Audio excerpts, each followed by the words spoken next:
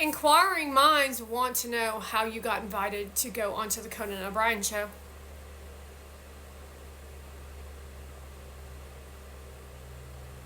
We all want to know how Conan O'Brien found your content and you got invited onto the Conan. Conan, I want to know where you found Gary Vee. No, I'm asking Conan. I'm trying to figure out why you're trying to do this nasty shit to distort reality for people, because this is not what people want in life. What Conan O'Brien does is he puts your pain to sleep, and then he doesn't allow you to deal with pain so that he can be worshipped by your laughter. He doesn't even understand what it means to be a stand-up comedian.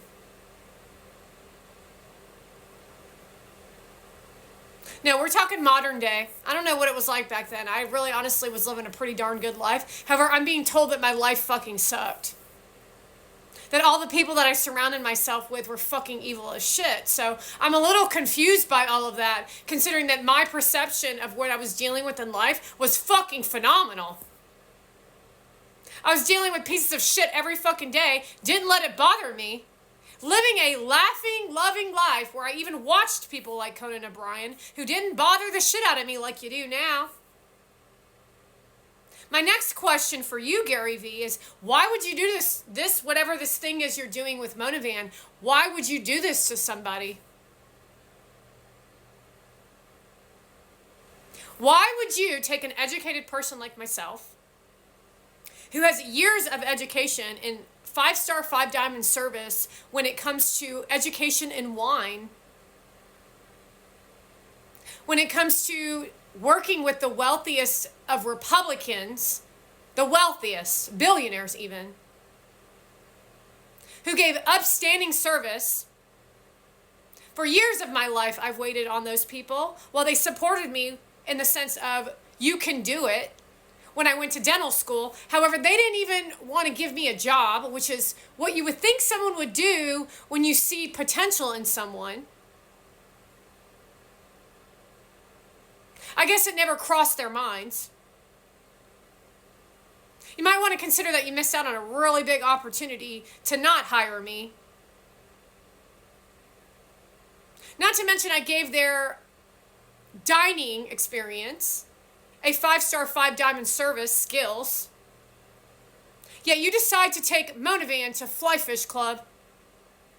You decide to put Monovan on a panel to talk about functional wellness or some dumb shit that she made up in her fucking head, when I'm a dental hygienist as well as an x-ray technologist and have very valuable years of experience with hours and hours and hours of CE associated to nutrition, health and wellness, hours and hours and hours and years of education in fitness, in yoga practice.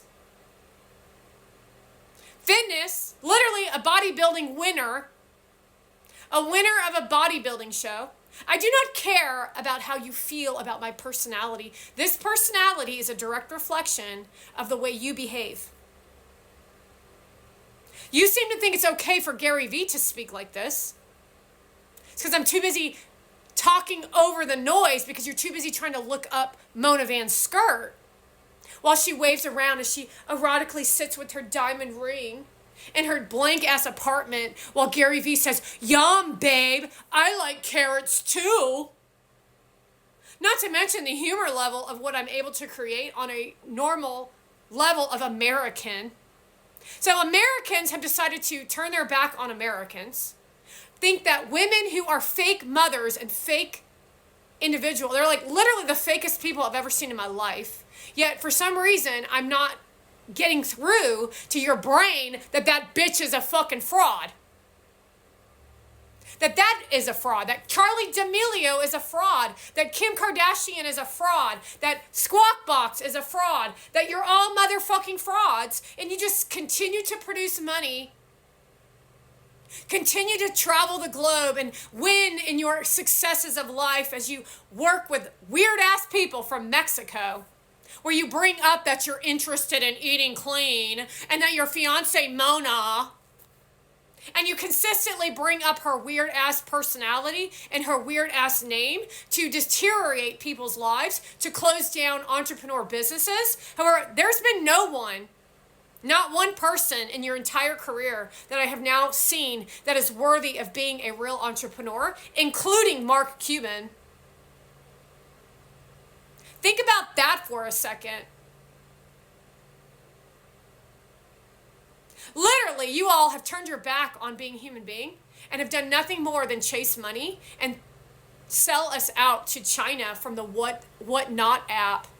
Ignore the people that have really something to say, that tells you everything about legacy media and what you've done to our children so that you can win big while a Iranian princess runs around in a brown paper bag suit while she talks nonsense.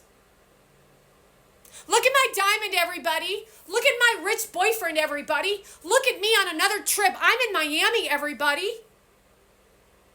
I'm here on a panel, and I do panels a lot, and I'm really grateful for my family. My family out of Canada. I like to be in LA. This is me in LA. I don't really share about my personal life. This is me and Gary Vee. We're making out at Wellness Oasis.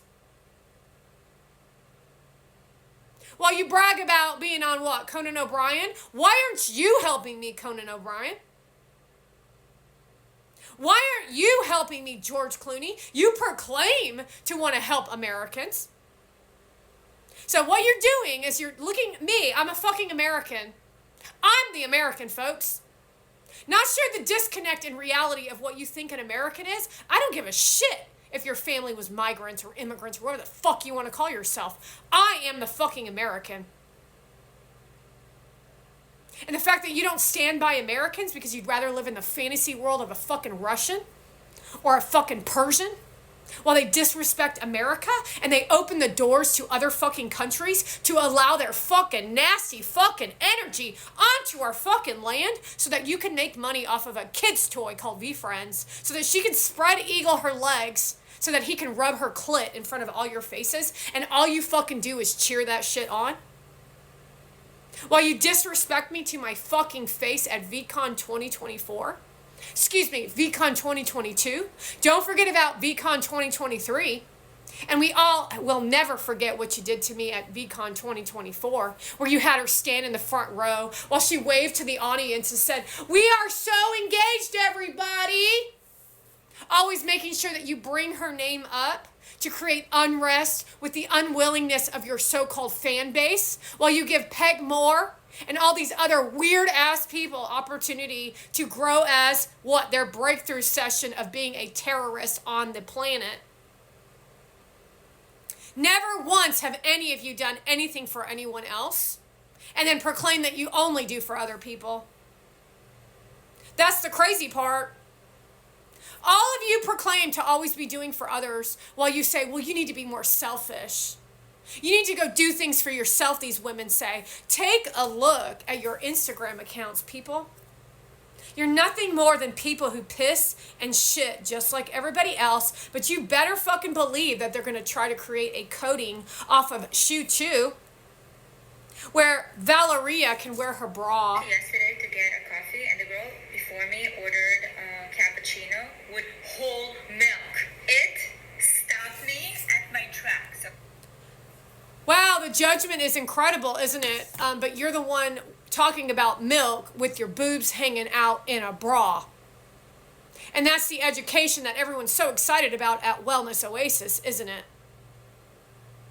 You all sitting there in the audience have no fucking clue or no desire to actually make a difference for yourselves. Not to be selfish, but to make a difference for yourself so that you can be better people, to be better parents, to be better for your community. And I'm not talking about for your community as in your Instagram followers. No, I'm talking about the community that of which you live.